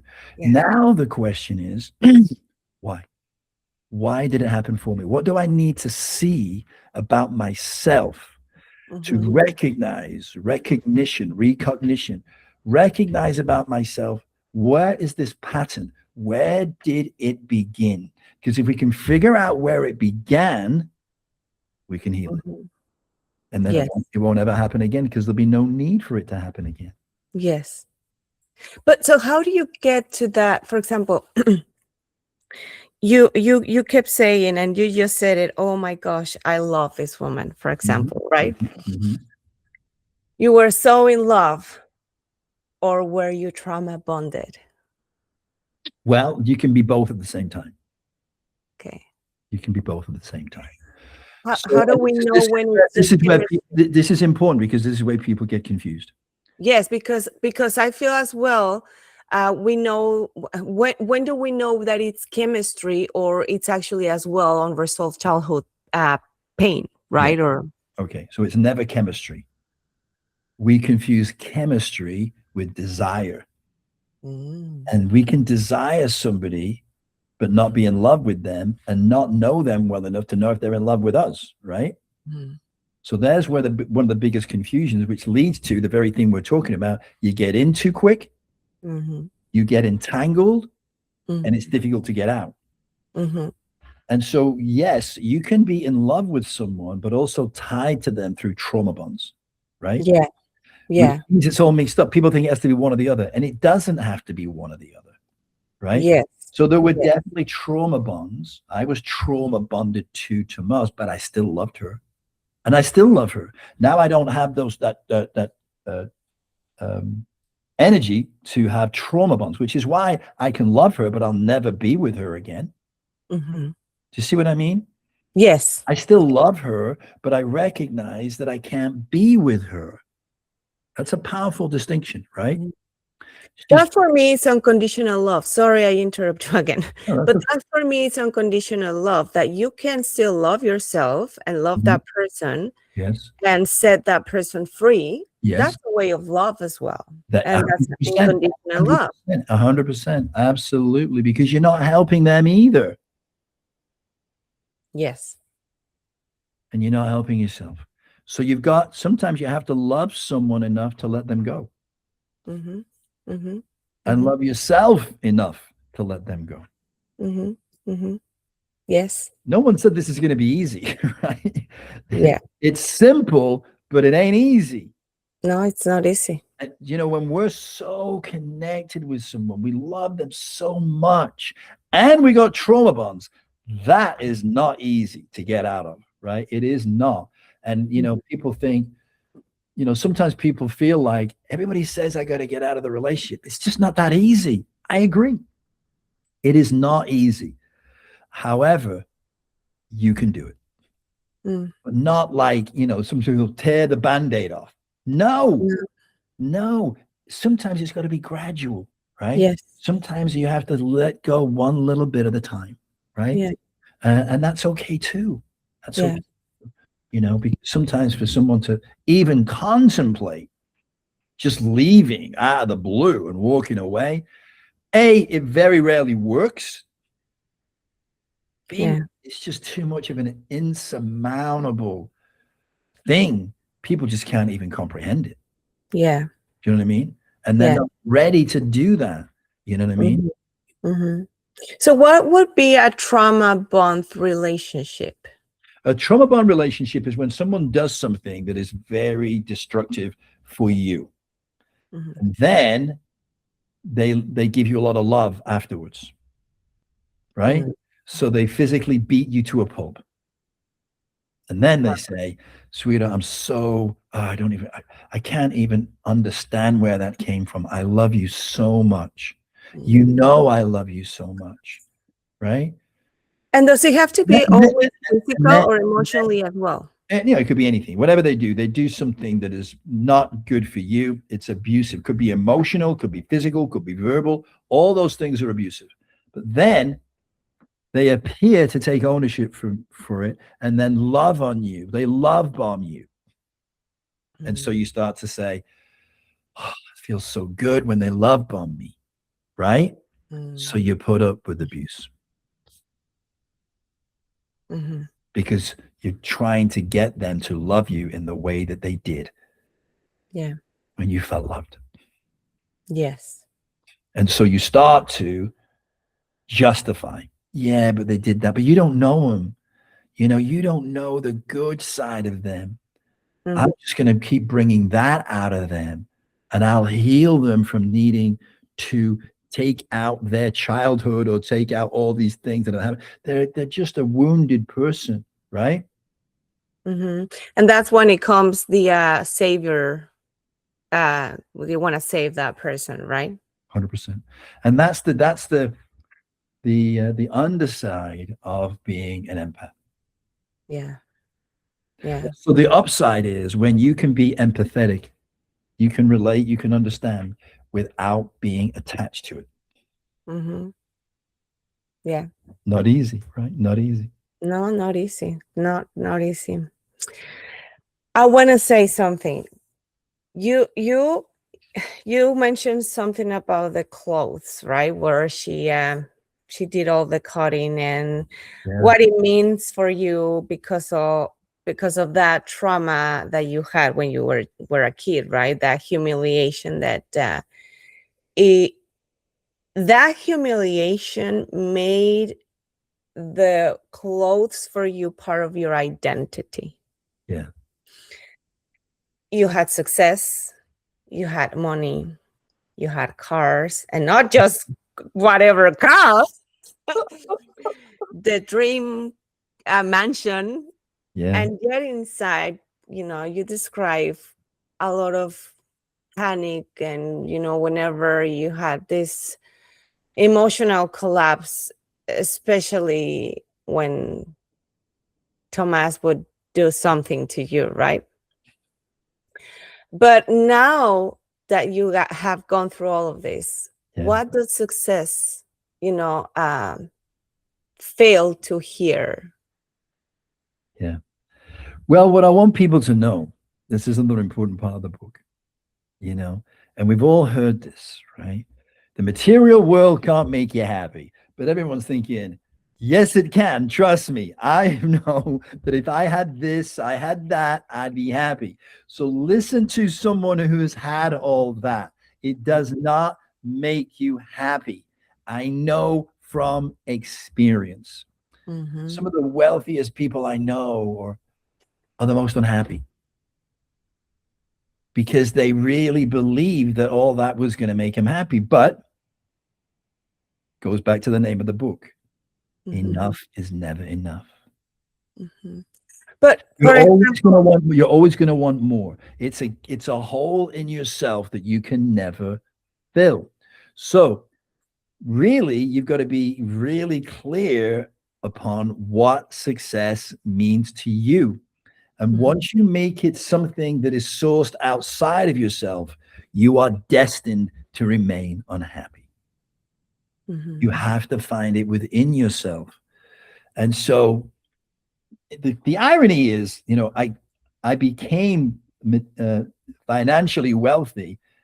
It was never my intention. My intention was to do what I love to do. mm. However, That's why you got like that. Like that, but I was doing what I love to do. I loved it. I was doing it for free. And that's then, why you manifested that. yeah, because I was doing what I was supposed to do. But I started to create a lot of money doing that. And that is what changed it. Mm, Because now I started to drift towards the materialistic side mm, because I was able to get this amazing house, right? I was mhm, able to have these beautiful cars. And I would say, I'm not attached to them, they'll come and go. But I was. mhm, I didn't realize it until I did. And she helped me realize that. And then I could let go of it all again. mhm, And so, what makes you happy is doing what you love to do and not being pulled away from it by the material world. And so Yeah. you've got to constantly ask the question, is this a reflection of me? Is this what I really want? Am I doing what I love to do? Am I sacrificing what I love to do to have these material things, and have they become more important? Mm-hmm. Right? Mm-hmm. Got to check in, right? Mm-hmm. Because otherwise you'll forget. Yeah. So, for example, uh, I know I think I've had, and I feel maybe it's a little bit of manifestation as well here that I'm going to talk about with what you say, and the money, right? I feel that I I have locked myself in some shape or form with money.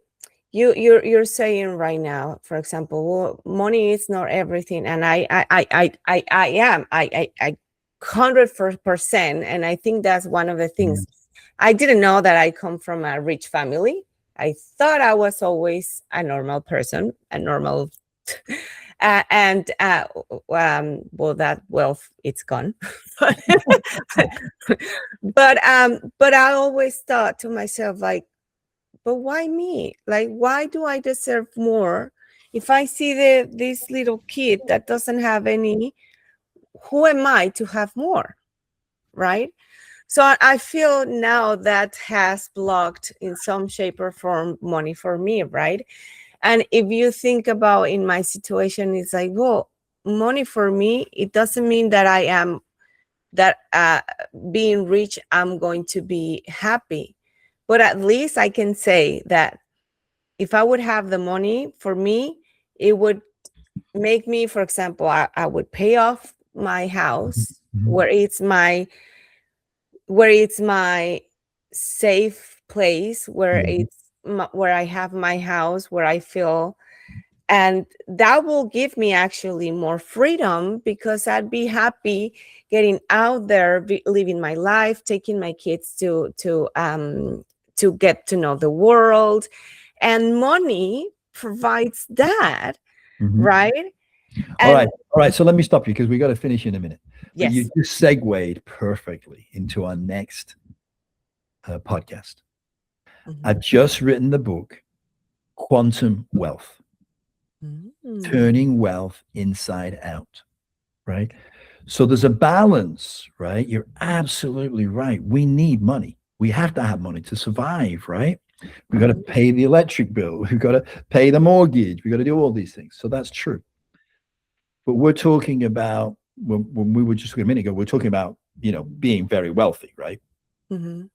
So there's a balance here. And this is what I discuss in the book, Quantum Wealth. So we'll dive deep into this in the Okay. next podcast, right?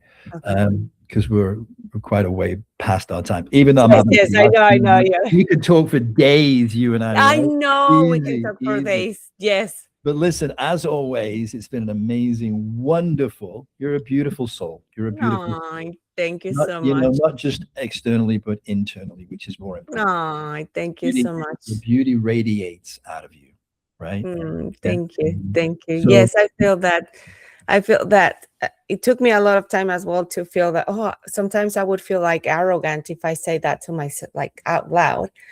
But now I say, I'm like, no, it's good to accept that part because yeah, I am light. I know I'm love, and yeah, I just just yeah, just give it and you right, and it's put it out. beautiful. Yeah, you do it beautifully, and you become vulnerable, and that's really another attractive thing, right? Very Yeah, attractive. thank you. You're welcome. So we will get together again soon, so I can Yes. talk about the next book, right? Yes, I'm super Quantum Wealth. excited about that. I'm Yeah, super excited about that, and I'm super excited that you came here to talk about your second book. Please, guys, you need to go get the two books. That it's a must that you have to read this. There's a lot of things that you can take for yourself, for your own life, to analyze what you're going through in your own life, and maybe in your partnership, whatever your partnership it is, right? Yeah. So I just want to say one thing about it, though. It is a story, right? It's not a self-help book per se, right? no, It's no, but it's always a Yeah, but it's reflection in there. that you It's in there. can But I just do. want people to know there's no one saying you got to do this, you got to do that, or Yeah, anything like that. yeah. What tends to happen is people see themselves in the story, right? Yes, And that's a exactly. beautiful thing. No Yes, one's telling you, right? You yes, could just read the whole thing as an entertaining yes, book, as yes, an erotic romance, which it is, right? yes, Or yes, all right, or you could just say, well, where do I see myself in this? Either way. yes, So you've got the 3 chapters that you can give your viewers for free, right? The link. yes. And you can do that for either book, right? Mhm. You can get the first 3 chapters of book one, first 3 chapters of book two. I would say, and I think that you would agree, read the first book first, right? Yes, Because it's read going to, the first book. yeah, it sets up book two. And then Yeah, obviously I do coaching and counseling. So there's a link on there to get a complimentary session with me, right? So we can get to know each other a little better. If there is trauma, if there is anything that you want to work on that isn't working in your life, then you might find that I could help you in some way, shape, or form. If that's true, that's great. If not, that's fine too. And then I'm doing my own podcast now, which you'll be on once I start having guests, which I've not ooh, just yet. And then you got the link to the website. So please reach out. We are creating a community, right? yes, People who have maybe, like me, been through trauma, right? yes, yes, And so we can share our experiences if we feel the need, or just read about other people's experiences so yes, you're not alone and you yes, have a safe place to come to yes, when, exactly. when you want to or need to. Yeah, exactly. So guys, I'm gonna put everything, all the links for Dr. Steven, so you can take everything that he has said right now. And if you guys want to have a conversation with him, and if you guys want to know more about whatever guidance he can provide with you, for you, and again, thank you so much for being here. And we'll see you guys next episode with Dr. Stephen. And just remember to dare to be us, dare to be you, perfectly imperfect.